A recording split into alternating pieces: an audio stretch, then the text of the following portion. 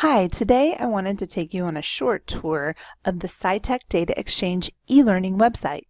This is a new feature where you can purchase a year-long subscription and have access to online training courses. This way you or your employees can learn at your own pace and at your own time.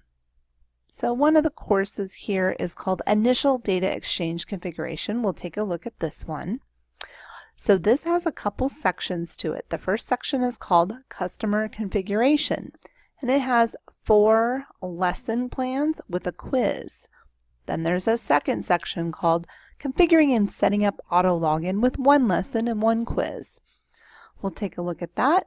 You click on there, there's the video, you watch the video. It'll tell you all about auto login.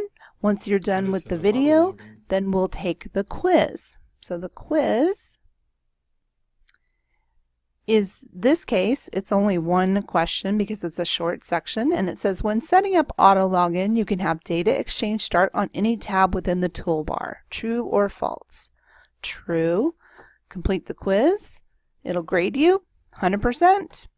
So this is a good tool again for you to utilize for your employees. If you would like to get pricing information, please give us a call. Thank you very much.